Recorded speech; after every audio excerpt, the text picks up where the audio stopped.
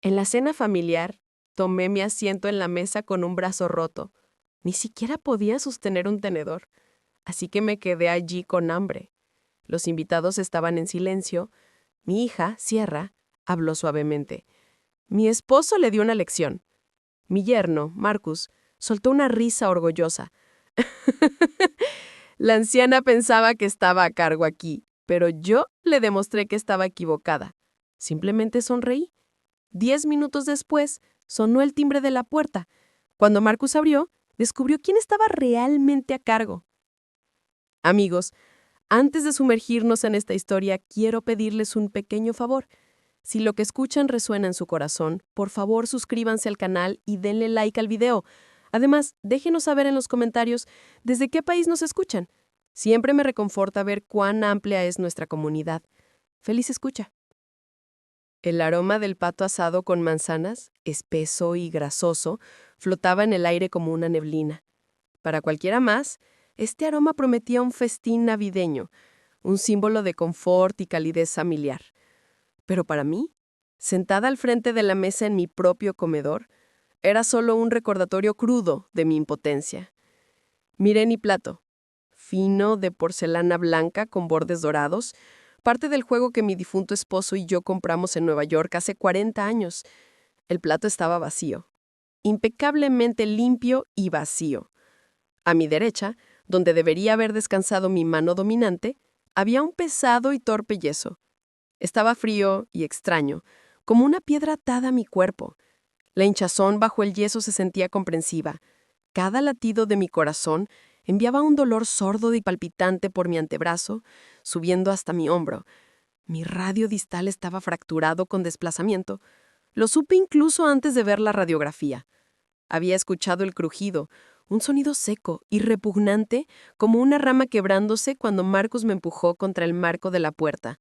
«Vamos, no os cortéis. A comer».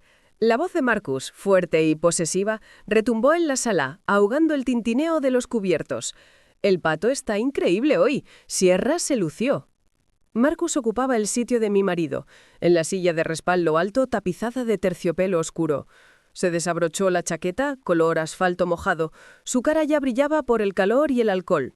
Blandía cuchillo y tenedor con energía brutal, cortando trozos enormes de carne y metiéndoselos en la boca sin apenas masticar. La grasa le chorreaba por la barbilla y se la limpiaba con el dorso de la mano. Alrededor de la mesa estaban sus invitados, 2 hombres y una mujer, subordinados del Departamento de Urbanismo. Comían en silencio, con la mirada clavada en los platos. Notaban la tensión, espesa como una tormenta eléctrica. Me veían a mí, una mujer negra mayor, espalda recta y un brazo escayolado, sin una migaja delante, pero le tenían miedo a él. Marcus era su subdirector, un reyezuelo cuya firma decidía sus bonos y sus vacaciones. Intenté mover los dedos de la mano izquierda. Obedecieron, pero levantar la fuente pesada de pato que estaba en el centro era imposible. Estaba demasiado lejos y mi lado bueno no llegaba. «¿Marcus?», susurró uno de los invitados, un chico joven con gafas llamado Sam, sin atreverse a alzar la vista. «Tal vez deberíamos servirle a la doctora Ashworth». «Cállate, Sam», lo cortó Marcus mientras se servía otro chupito de vodka. El golpeteo de la botella contra el cristal resonó. «La doctora Ashworth está a dieta hoy. El ayuno terapéutico limpia la mente, ¿verdad, mamá?» Me miró. En sus ojos turbios por el vodka no había ni una pizca de remordimiento, solo triunfo. El triunfo de un predador que por fin había acorralado a la vieja leona y ahora disfrutaba de su debilidad. «Mamá solo tiene la culpa ella misma», añadió Sierra. Mi hija estaba sentada a la izquierda de su marido. Llevaba un vestido beige que no le favorecía nada y le daba un aspecto pálido y agotado. Cortaba meticulosamente un pepino en rodajitas, evitando mi mirada. «Ahora tiene la edad, ya sabéis», continuó Marcus, dirigiéndose a los invitados, como si contara un chiste. «La coordinación falla, se le enredan las piernas. Ayer se subió a la estantería alta del armario. ¿Os lo podéis creer? Yo le dije, ¿qué haces, vieja? Pero no escucha. Se cayó y por poco no se rompe el cuello». Soltó una carcajada ronca. Los invitados esbozaron sonrisas forzadas. Miré a mi hija. Durante 30 años fui neurocirujana en activo. Había visto el cerebro humano con mis propios ojos. Sabía dónde se escondía la memoria, dónde vivía el habla y dónde moraba el miedo. Pero no lograba recordar el momento exacto en que perdí a mi hija, cuándo se convirtió en esta sombra, en este eco de su patético marido. «¿Fue un accidente?», dijo Sierra en voz baja, alzando por fin los ojos hacia mí. En ellos había miedo, pero no por mí, por ella misma. Pero fue una lección necesaria. «Mamá, tienes que aprender a obedecer al cabeza de familia.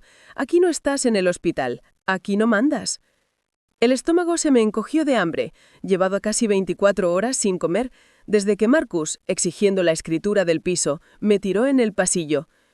El dolor del hueso roto latía al ritmo del tic-tac del viejo reloj de pie alemán que estaba en la esquina. Tic-tac, tic-tac. Era el reloj de mi padre. Siempre daba la hora exacta. Marcus levantó su copa. «Por la disciplina», declaró. «En una casa tiene que haber orden y jerarquía. El que paga, manda, y el que vive de caridad debe estar calladito y no dar la nota». Se tragó el vodka de un golpe, gruñó y pinchó un champiñón en conserva con el tenedor. Sentí que algo frío crecía dentro de mí, justo debajo de las costillas, reemplazando el dolor. Era una sensación conocida, la misma calma gélida que bajaba cuando entraba el quirófano y el anestesista asentía. «¿Paciente listo?», y yo tomaba el bisturí. Las emociones son ruido. La ira es temblor. Yo necesitaba firmeza. No lloré. Las lágrimas son para quien espera compasión. Yo ya no esperaba nada. Lo sabía. Desvié la mirada hacia la esfera del reloj. Las agujas avanzaban sin piedad. 19:59. El silencio solo lo rompía la masticación de Marcus. Él se sentía victorioso. Creía que me había roto junto con el hueso. Creía que esta escayola era el símbolo de su triunfo. Enderecé la espalda todo lo que el dolor me permitió y respiré hondo. «Marcus». Mi voz fue baja pero clara. Cortó el aire espeso del comedor como un instrumento quirúrgico. Marcus se quedó con el tenedor a medio camino de la boca. Los invitados dejaron de masticar. Hasta Sierra se quedó inmóvil. «¿Qué quieres?», gruñó sin girarse. «Está sentado en la silla de mi marido», dije mirando la nuca de su cabeza, «y según mis cálculos, te queda exactamente 1 minuto para disfrutarla». Marcus giró lentamente. Su cara enrojeció. Sus labios se torcieron en una mueca. «¿Qué?», preguntó, y la amenaza se coló en su voz. «¿Me estás amenazando, Ashworth? ¿O qué? ¿Me vas a pegar con la escayola?». Soltó una risa grosera que retumbó en el alto techo. «Uy, qué miedo», se burló dirigiéndose a los invitados. «Mirad, me está cronometrando. Venga, cuenta». 59 segundos, 58... No respondí. Solo miraba la aguja segundera que, temblando ligeramente, se acercaba a la línea vertical. Yo sabía lo que él no sabía. Sabía que los mecanismos que había puesto en marcha funcionaban con la misma precisión que este reloj. Marcus no sabía que el silencio en este piso no era su misión. Era la cuenta atrás. La aguja completó su último giro, y justo cuando tocó la marca superior, el dolor en mi brazo se encendió de nuevo con más fuerza, como si me llevara exactamente 24 horas atrás. Aquella noche el aire del piso no olía a pato asado. Estaba saturado del olor agrio del miedo y del alcohol rancio. Marcus iba de un lado a otro del salón, tropezando con los muebles. Parecía una rata acorralada. Sudoroso, ojos inyectados en sangre y manos temblorosas. «Necesito el dinero, bruja vieja. ¿Entiendes la cantidad que debo? No es un juego, es gente seria». Yo estaba en la puerta del dormitorio bloqueándole el paso. «Este es el piso de mi marido, y mientras yo viva, no se venderá para pagar tus deudas de juego». El error no fue negarme. El error fue creer que la persona que tenía delante seguía siendo humana. En ese instante, lo poco humano que quedaba en Marcus se dio paso al terror animal de sus acreedores. Se abalanzó sobre mí. Vi sus pupilas dilatadas, sus ojos inyectados en sangre. El golpe fue repentino y más fuerte de lo que esperaba de un hombre tan blando. No solo me empujó, me lanzó con todo su peso como si fuera basura. Volé hacia atrás.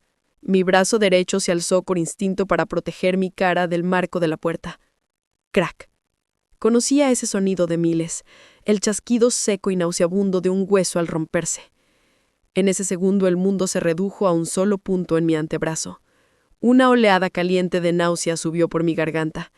Me deslicé por la pared hasta el suelo de madera, apretando contra el pecho la muñeca doblada de forma antinatural. Sierra estaba en el pasillo.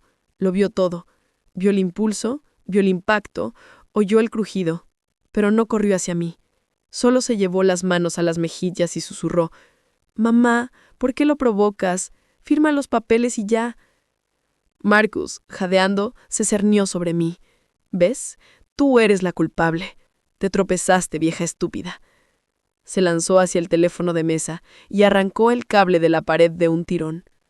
Luego me quitó el móvil del bolsillo del batín. «Nada de llamadas. Te quedas aquí a pensar.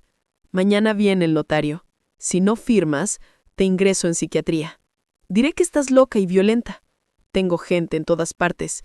Lo sabes». Dio un portazo y echó la llave. Me quedé sola en la oscuridad en el suelo, con el brazo en llamas. Pero Marcus, con toda su astucia, era solo un burócrata de pacotilla. No sabía robar presupuestos de reparaciones municipales, pero no sabía nada de la gente de mi generación. Y desde luego había olvidado quién fui yo antes de convertirme en una vieja inútil. Soy cirujano. El pánico es un lujo que un cirujano no se puede permitir. Superando el dolor que me nublaba la vista, me arrastré hasta el viejo armario de ropa blanca. Con la mano izquierda palpé el estante inferior hasta encontrar un bolso médico de cuero gastado. Mi botiquín de emergencia. Ya no guardaba bisturíes, pero sí cosas que podían salvar una vida de otra forma. Una ampolla de analgésico, una jeringa y un viejo teléfono de tapa que cargaba una vez al mes por costumbre. Me puse la inyección.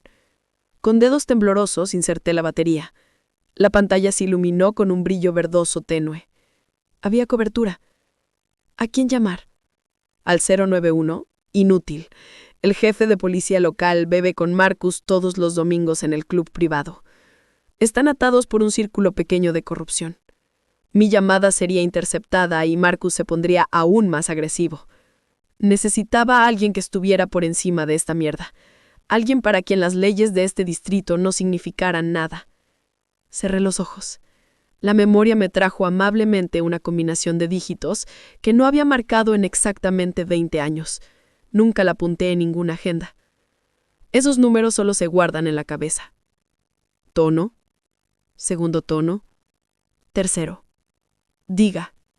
Soy Alicia. Mi voz tembló, no de miedo, sino del shock del dolor. Silencio al otro lado. Duró solo un segundo, pero dentro pasaron décadas. «¿Dónde estás?», preguntó. Le di la dirección. «Espera».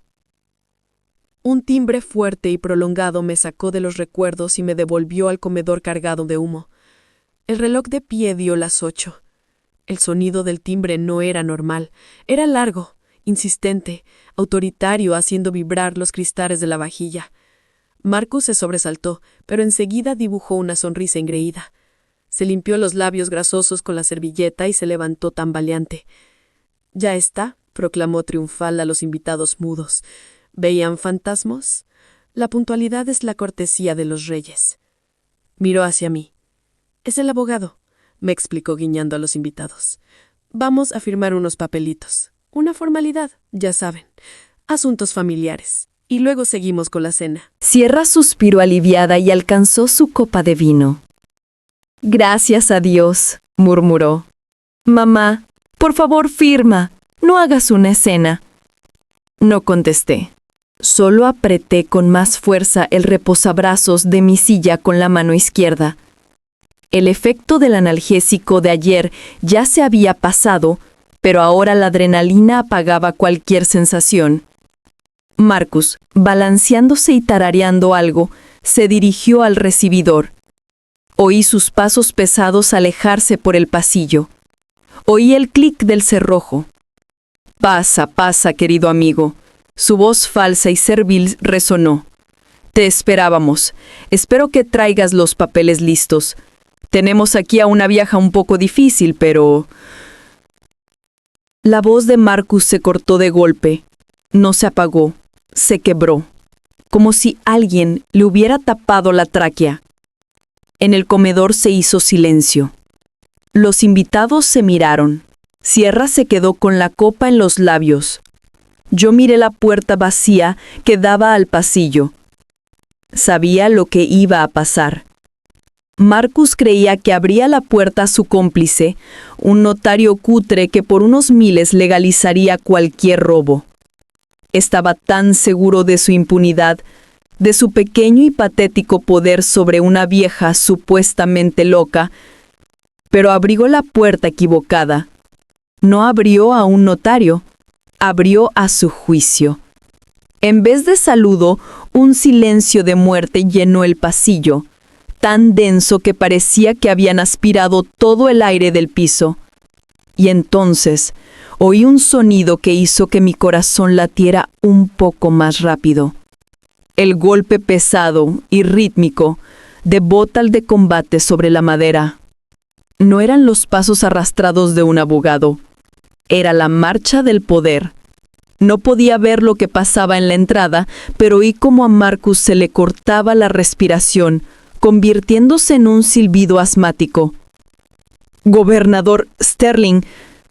La voz de mi yerno, que un minuto antes retumbaba en el piso, ahora sonaba delgada y lastimera, como la de un niño regañado. «Gobernador Sterling». Los invitados se quedaron petrificados. La mujer del departamento dejó caer un trozo de pato sobre el mantel y ni se dio cuenta. El nombre que Marcus acababa de pronunciar era demasiado grande para nuestro comedor. Era el nombre del hombre cuyos retratos colgaban en sus oficinas por encima de sus cabezas. El hombre que decidía el destino de toda la región con un solo trazo de pluma. ¡Qué honor!, balbuceaban Marcus en el pasillo. Le oí retroceder. No estábamos preparados. Si hubiera sabido que nos honraría con su visita. Es solo una cena familiar, gobernador Sterling. Solo... Dos figuras aparecieron en el marco de la puerta del comedor. No eran invitados. Eran montañas. Dos hombres enormes con equipo táctico negro, sin distintivos, pero con porte militar imposible de simular. Se colocaron en silencio a ambos lados de la entrada, escaneando la sala con ojos fríos e indiferentes. Marcus entró caminando hacia atrás, inclinándose ante alguien invisible en el pasillo. Su cara tenía el color de leche agria. «Pasen, por favor, pasen», farfullaba chocando con las sillas. «Sierra, levántate. Invitados, de pie. Es el propio...» Y entonces entró él. William Sterling había envejecido en estos 20 años. El pelo completamente gris, arrugas más profundas alrededor de los ojos, como cicatrices del tiempo y la responsabilidad. Pero eran los mismos ojos, acerados, inteligentes, que te atravesaban. Vestía un traje gris impecable que le sentaba perfecto, resaltando los hombros anchos del exmilitar. Pero lo más extraño no era su aspecto. Lo más extraño estaba en sus manos. En sus enormes palmas, acostumbradas a sostener armas y firmar órdenes ejecutivas, llevaba con cuidado un pequeño y modesto ramo de lirios azules silvestres, azul brillante contra la tela gris. Marcus, temblando entero, intentó cortarle el paso, extendiendo una mano sudorosa para saludar. «Gobernador Sterling, permítame, soy Marcus Stern, subdirector de vivienda». El gobernador pasó de largo. Ni siquiera redujo la marcha. Simplemente no lo vio. Marcus se quedó con la mano extendida, boqueando como pez fuera del agua. La mirada de William estaba fija en mí. Caminó directo hacia mi sitio a la cabecera, sin mirar a Sierra, que estaba paralizada de horror, ni a los invitados petrificados. Solo se oía su respiración y el crujido del suelo bajo su peso. Llegó a la mesa y se detuvo. Su mirada recorrió el bodegón opulento, el pato asado, las ensaladas, los vodkas caros, y luego se posó en mi plato, en su blancura inmaculada. Lentamente, muy lentamente, bajó la vista mi brazo derecho a la escayola tosca y mal puesta, de la que asomaban mis dedos hinchados y azulados.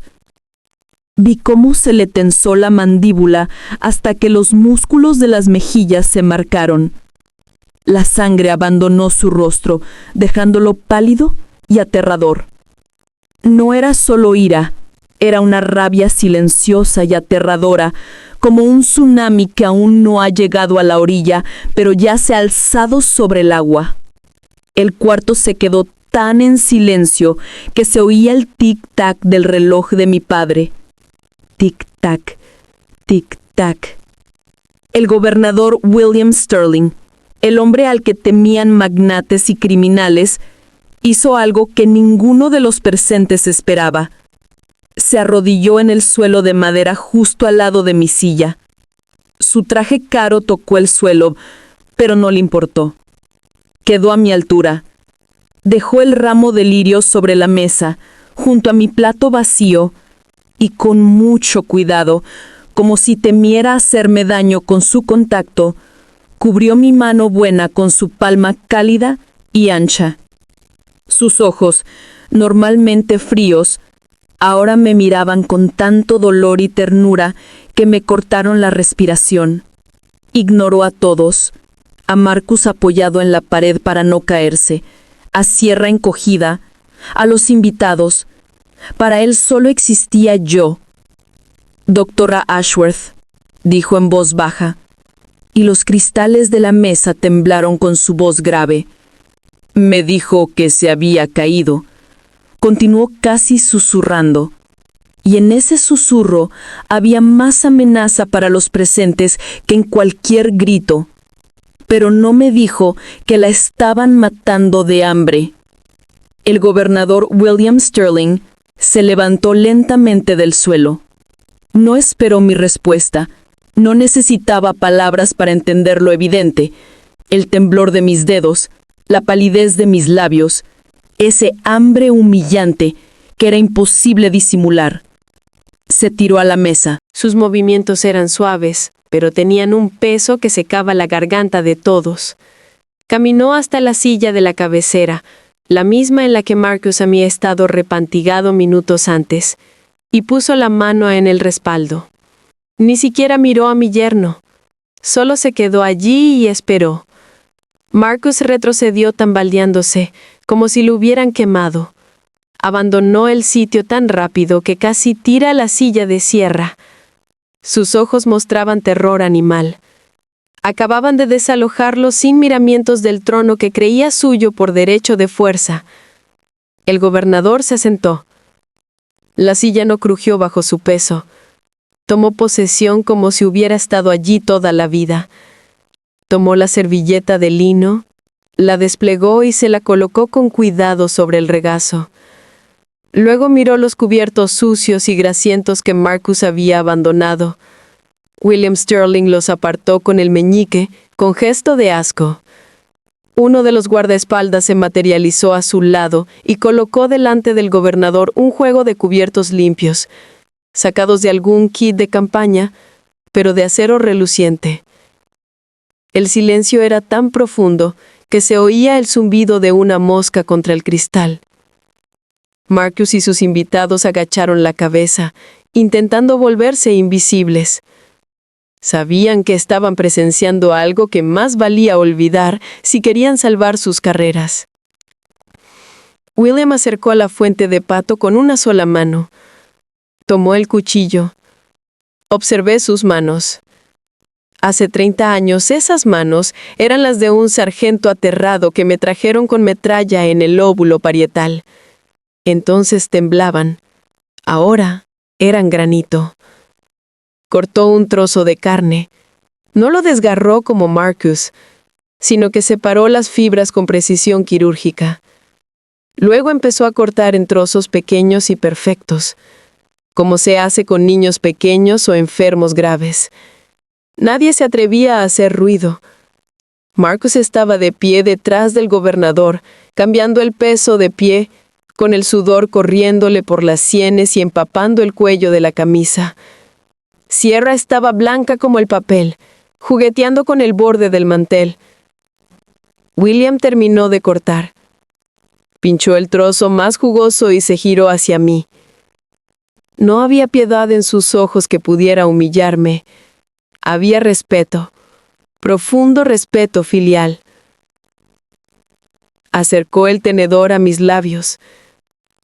«Por favor, doctora Ashworth», dijo en voz baja. Mis mejillas ardieron.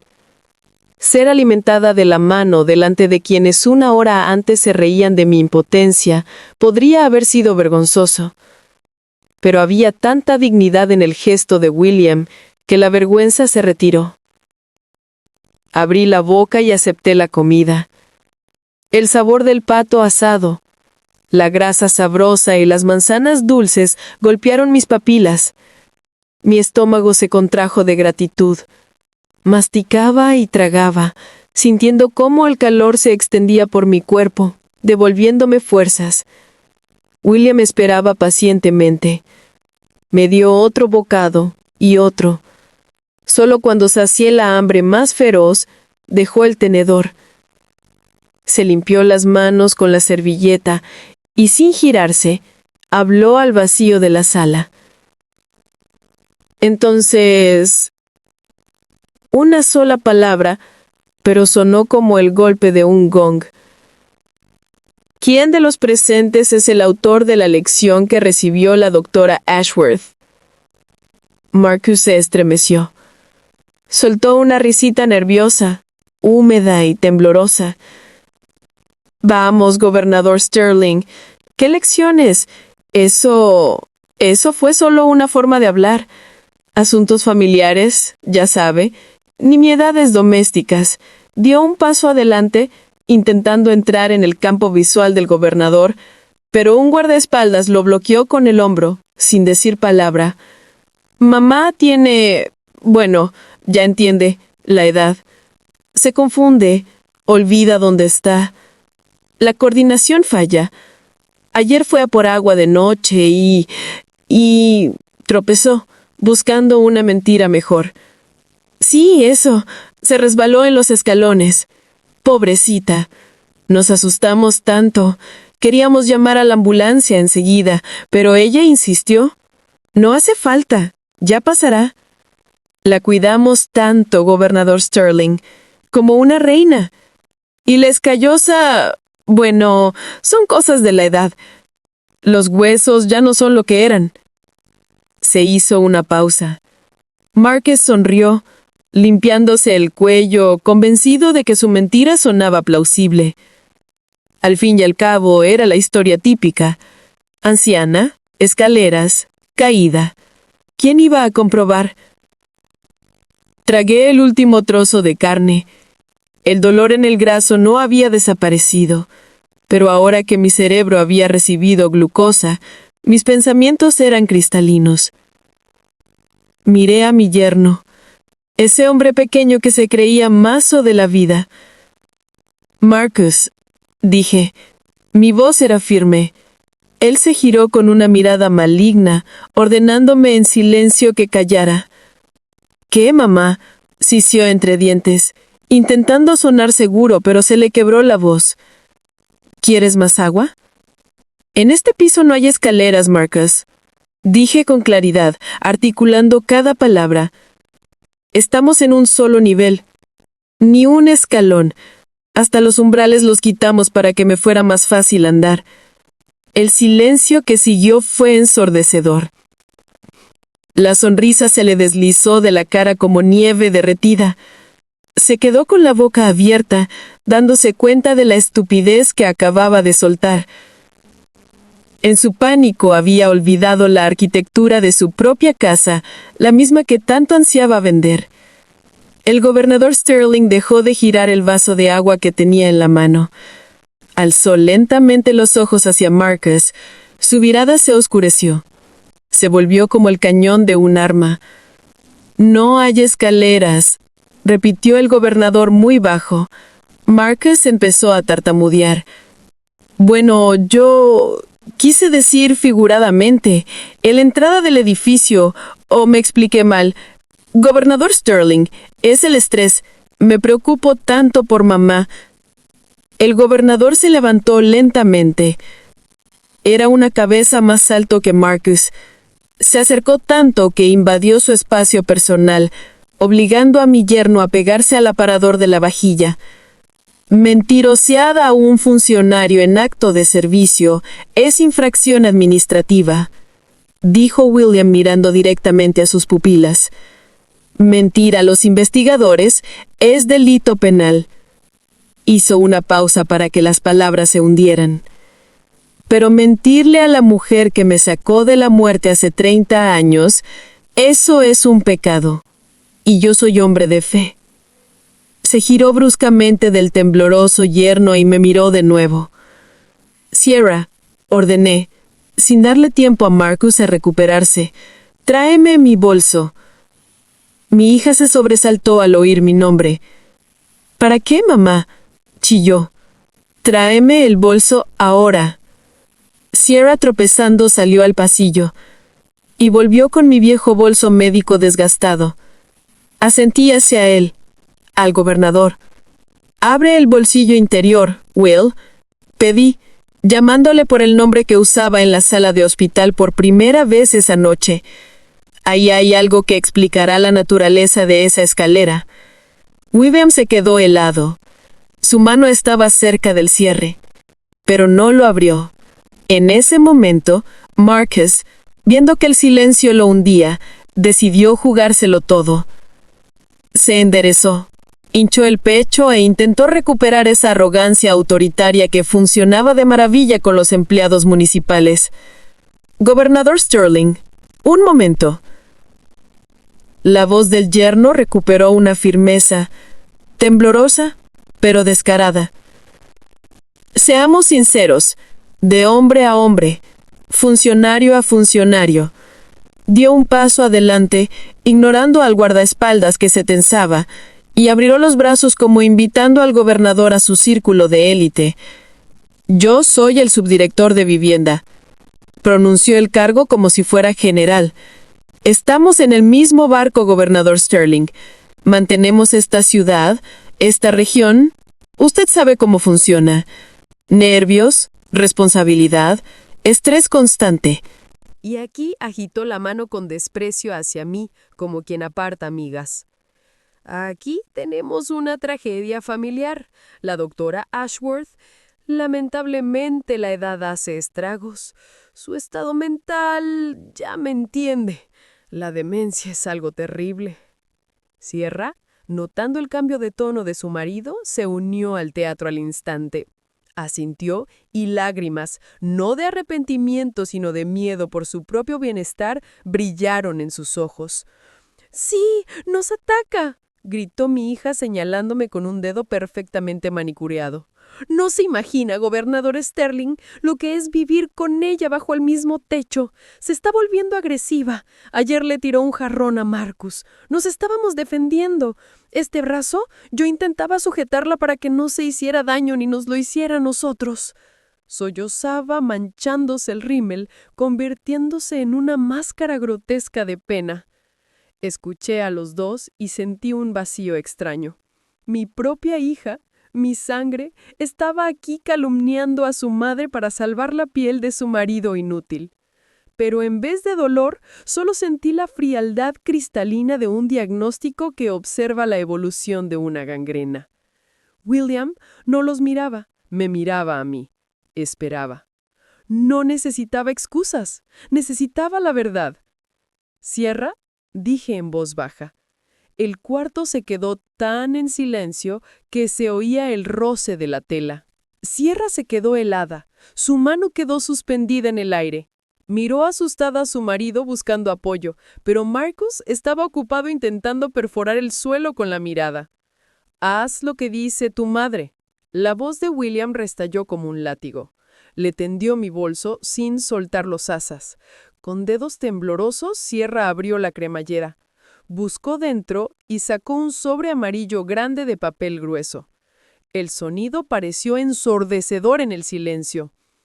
¿Qué es eso?, rió nervioso Marcus, aunque una gota grande de sudor le rodó por la sien.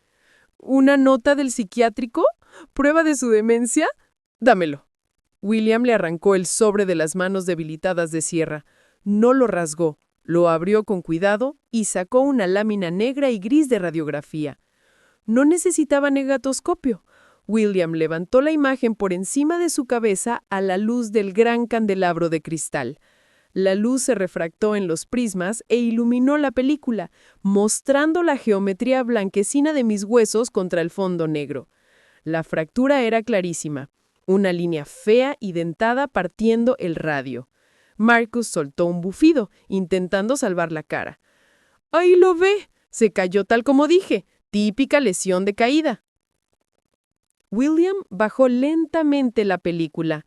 Ahora miraba a Marcus no como a un funcionario, ni siquiera como a un hombre. Lo miraba como a un blanco. «Yo hice 2 campañas en Afganistán», dijo el gobernador con voz de tumba. «He visto hombres caer de camiones, de tejados, de acantilados. Cuando una persona cae, instintivamente pone las manos, palmas abajo. El hueso se rompe en la muñeca por compresión. Fractura de Coles». Dio un golpecito con el dedo justo en la zona de la fractura, en el tercio medio del antebrazo. Esto... William dio un paso hacia Marcus, que retrocedió pegándose al aparador, haciendo tintinear la vajilla. Esto es fractura diafisaria del radio. Solo ocurre en un caso, cuando alguien se cubre la cabeza con el brazo para parar un golpe desde arriba con un tubo, un palo o un puño muy pesado.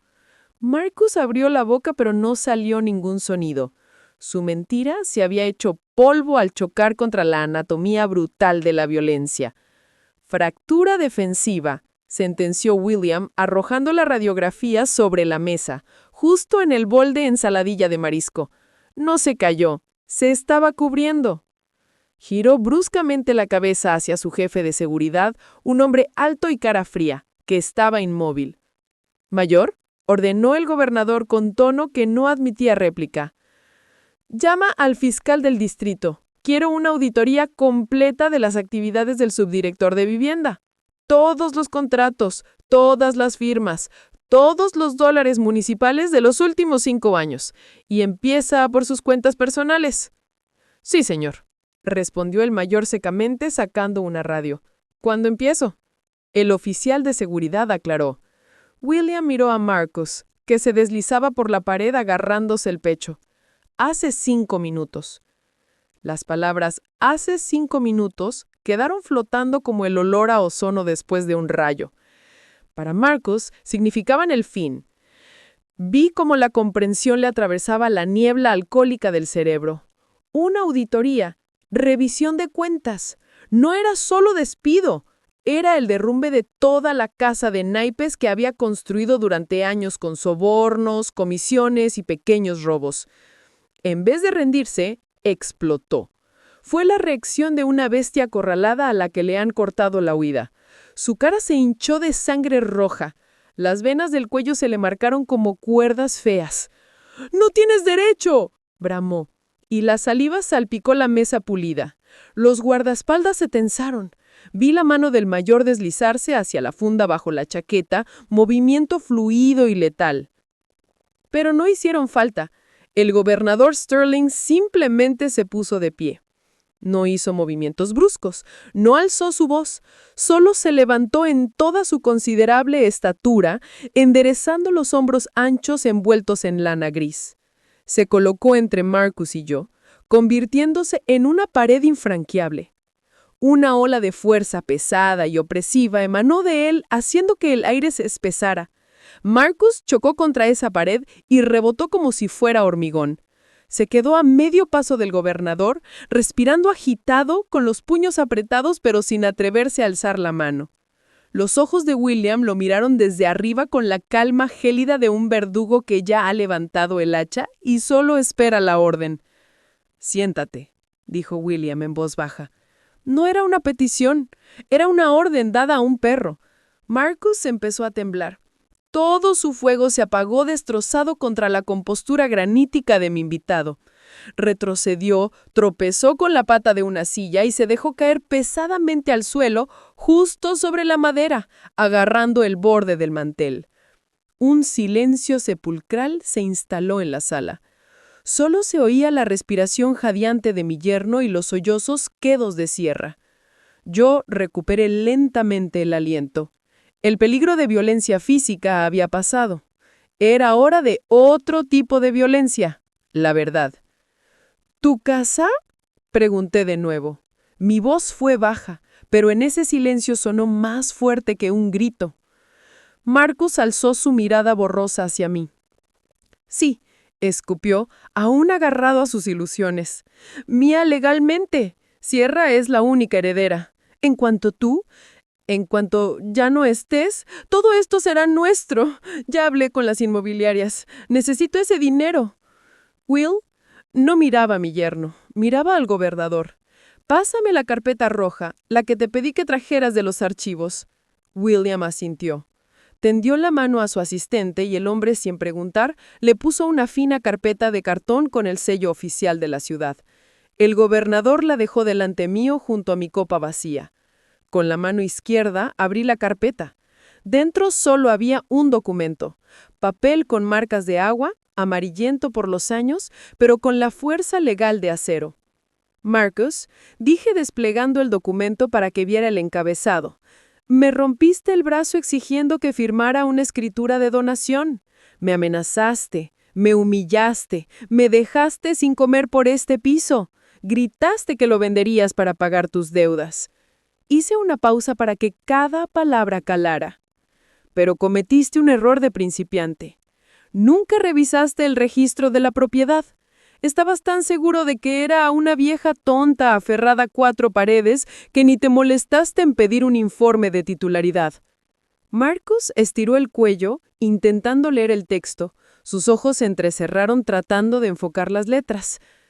¿Qué es?, susurró. Es una escritura de donación, dije con una leve sonrisa. Con fecha del 2014, Marcus.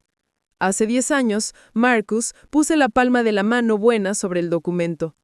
Doné este piso en el patronato del Hospital de Urgencias de la ciudad en memoria de mi marido y de mi carrera. El único gravamen es el derecho de usufructo vitalicio para la ciudadana Alice Ashworth. Sierra dejó de llorar. Alzó la cabeza, boquiabierta de asombro silencioso. «¿Mamá?», susurró. «¿Donaste el piso al hospital?». «Sí», respondí sin apartar los ojos de la cara cenicienta de Marcus. «Este piso no es mío, ni es de Sierra, y mucho menos, Marcus. Jamás fue tuyo». Observé cómo el significado de mis palabras le iba calando, cómo su última esperanza de salvación se derrumbaba. No solo había cometido un delito, había cometido un delito absurdo. «Me pegaste por un papel que no vale nada», concluí cerrando la carpeta. «Luchaste por un fantasma. Aquí no hay nada tuyo, salvo tus deudas». Marcus soltó un sonido como el gemido de un perro apaleado. Se tapó la cara con las manos y se balanceó sentado en el suelo del comedor de del estado, piso. Entendió que no había perdido esta noche. Había perdido hace 10 años, cuando decidió que yo era solo un recurso a explotar. El gemido que salió de la garganta de Marcus no parecía humano. Era el sonido de una cuerda que se rompe, el sonido de un soporte de puente que colapsa. Miró la carpeta roja como si fuera radiactiva. Su mundo construido sobre la avaricia y la certeza de que a los débiles se les puede robar impunemente, se derrumbó en un solo punto negro. De pronto se agitó, pero no para atacar. Toda su arrogancia, toda su importancia inflada se evaporaron, dejando solo un miedo animal pegajoso. Marcus se deslizó del todo al suelo, convirtiéndose en un montón informe de tela cara y carne sudorosa. Gateó hacia mí de rodillas, como un perro apaleado que sabe que el amo ha cogido el rifle. Agarró las patas de mi silla. Sus dedos resbalaban en la madera dejando huellas húmedas. Intentó llegar al bajo de mi vestido para besarlo, pero yo retiré los pies con asco. «Doctora Ashworth, mamá», gimoteó. Y lágrimas mezcladas con mocos le corrían por la cara roja. «Perdóname, por Dios, perdóname. No lo sabía, de verdad que no lo sabía. Son los nervios, el trabajo, tú sabes el trabajo que tengo». Alzó hacia mí unos ojos llenos de horror.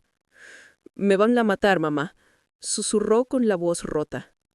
«Esa gente a la que debo. Si mañana no pago, me cortan en pedazos. No tengo el dinero, pensé y esperé. Mamá, sálvame. Pídele al gobernador Sterling que me dé una prórroga, que me ayude. Lo trabajaré todo. Te lavaré los pies». Daba asco. El hombre que una hora antes me llamaba vieja loca y se reía de mi dolor, ahora se arrastraba a mis pies dispuesto a lamer mis zapatos. Miré la coronilla de su cabeza, el pelo cada vez más ralo e empapado de sudor, y no sentí nada más que náuseas. La ira se había ido, solo quedaba repugnancia, como si hubiera pisado mierda. «No fui yo», gritó, intentando buscar una salida. «Fue todo cosa de ella. Fue Sierra». Señaló hacia atrás con el dedo sin girarse. Ella me azuzaba. Decía: «La madre ya está mayor, no necesita el piso. Vendámoslo, invertimos». Ella quería dinero para un coche nuevo. Yo solo quería paz en la familia. «Mamá, créeme». Algo tintineó en la sala. Sierra había dejado caer el tenedor. Desvié mi mirada hacia mi hija. Estaba blanca como la cal, apretándose las manos contra el pecho. Al oír las palabras de su marido, viendo cómo el barco que se hundía intentaba arrastrarla con él, se transformó. El miedo de sus ojos fue sustituido por la furia de una rata acorralada. Saltó de la silla tirándola con estrépito. «¿Qué estás diciendo, basura? ¿Cómo te atreves?», gritó con voz que se quebraba en chillidos agudos. Sierra corrió hacia mí, apartando el aire con las manos como una nadadora. Se arrojó de rodillas junto a Marcus, empujándolo con el hombro para ocupar el sitio más cercano a mí, más cerca de la fuente de salvación. «Mamá, no le escuches», parloteaba, agarrándome el brazo bueno. Sus manos estaban frías y pegajosas. «Es un monstruo, es un tirano. Yo le tenía miedo. Pegó más que a ti. Me amenazaba. Quise llamar a la ambulancia, mamá, te lo juro. Cogí el teléfono, pero él arrancó el cable. Lloré toda la noche. Quise ayudarte, pero dijo que nos mataría a las dos». Sollozaba, manchándose el rímel, convirtiéndose en una máscara grotesca de pena. «Soy tu hija, mamá, tu propia sangre. Te quiero. Sálvame de él. Dile al gobernador Sterling que yo soy víctima». Miré a los dos criaturas arrastrándose a mis pies. Uno era un extraño que solo quería dinero. La otra era la que llevé bajo el corazón, a la que di el pecho, a la que besé las rodillas peladas cuando era pequeña. ¿Cómo pasó? ¿En qué momento mi pequeña, mi Sierra, se convirtió en esto? Con cuidado pero con firmeza, retiré mi mano de sus dedos que se aferraban. El dolor del hueso quebrado latió, recordándome la realidad, impidiéndome caer en el sentimentalismo. «Sierra», dije en voz baja. Ella se quedó helada de esperanza, mirando mi boca, aguardando el perdón, esperando que el corazón de madre se rompiera. «Mientes», sentencié. Un destello de incomprensión cruzó sus ojos. «Mamá, yo...». «No quisiste llamar al médico», la interrumpí, y mi voz sonó más afilada que un bisturí cortando carne. Recuerdo cada minuto de esa noche. Yo estaba tirada en el pasillo. Me quejaba de dolor. Marcus estaba en la cocina bebiendo agua. ¿Y tú? Me incliné más hacia ella, mirando directamente a sus pupilas dilatadas. Tú estabas de pie encima de mí. No llorabas. Te agachaste y me siseaste a la cara. «Cállate, vieja estúpida. Cállate. Los vecinos van a oír. Nos estás dejando en ridículo. Sierra retrocedió como si la hubiera abofeteado. Su boca se abrió, pero las palabras se le atragantaron. El rubor de la vergüenza no tiñó su cara. Se puso aún más pálida. Entendió que yo recordaba, que estuve consciente, que el testigo de su traición no fue Dios, sino yo. No tenías miedo por mí, continué sin piedad. Tenías miedo al escándalo. Tenías miedo a que los vecinos llamaran a la policía y eso perjudicara la carrera de Marcus. Y por tanto, tu comodidad. Elegiste la comodidad, Sierra, no a tu madre. Bajó la cabeza. No tenía nada que decir. En ese momento, sonó una vibración corta y seca sobre la superficie pulida de la mesa. Todos se sobresaltaron menos el gobernador Sterling. El gobernador sacó tranquilamente su smartphone del bolsillo interior de la chaqueta. La pantalla brilló con luz azulada clara reflejada en sus ojos impasibles. Deslizó en dedo leyendo un mensaje. La comisura de su boca se alzó ligeramente, pero no era sonrisa de alegría. Era la sonrisa del cirujano que acaba de confirmar un diagnóstico mortal. La auditoría funciona rápido, dijo secamente, sin alzar la vista de la pantalla. En nuestra época las huellas digitales son más difíciles de borrar que la sangre. Dejó lentamente el móvil sobre la mesa y miró a Marcus, que se había callado sintiendo acercarse el final. Resulta, Marcus, que tus problemas de deudas son solo la punta del iceberg. La voz del gobernador sonaba casi aburrida, pero en ese aburrimiento había amenaza. Mi gente no solo revisó tus cuentas. Revisaron las propiedades bajo tu jurisdicción, incluido el sótano de este mismo edificio, un edificio catalogado como patrimonio arquitectónico. Marcus dejó de respirar. Sus ojos se le salieron de las órbitas. Parecía que la mención del sótano le asustaba más que el brazo roto de su suegra. Interesante caso, continuó William, tamborilando con el dedo sobre la mesa. Según los documentos, es un trastero de productos de limpieza. Pero ahora mismo mis chicos están abajo. Dicen que hay tantos cajones de mercancía incautada que podrían abrir un pequeño mercado ilegal. Licores falsos, tabaco sin impuestos, contrabando, Marcus. El gobernador sacudió la cabeza como un profesor decepcionado. No solo golpeaste a una veterana del trabajo, usaste el sótano del edificio donde vive la mujer que me salvó la vida, como almacén de tus negocios sucios. Convertiste su casa en una guarida de ladrones. William Sterling lanzó la mirada a su jefe de seguridad. El mayor asintió. No necesitaba más instrucciones. 2 guardaespaldas avanzaron. Se movieron en sincronía como piezas de un mismo mecanismo. Marcus ni siquiera tuvo tiempo de chillar. Unas manos fuertes con guantes negros lo levantaron de las rodillas. Intentó retorcerse, pero lo inmovilizaron tan profesional y brutalmente que se oyó el crujir de sus articulaciones. No, gobernador Sterling, hagamos un trato, aullaba Marcus, retorciéndose en la presa de acero. Os lo contaré todo. Entregaré a los proveedores. Quiten esta basura de mi vista, dijo el gobernador en voz baja, volviéndose hacia la ventana. Los guardaespaldas arrastraron a Marcus hacia la salida. No usaron ceremonias. Sus pies raspaban el suelo de madera levantando las alfombras. Gritaba, suplicaba y amenazaba. Pero sus gritos eran solo ruido que se alejaba. La puerta del pasillo estaba abierta. La misma puerta que él había abierto con tanto orgullo 10 minutos antes, esperando ver a su cómplice. Ahora lo sacaban por ella como al criminal que siempre había sido, solo que antes el traje lo ocultaba.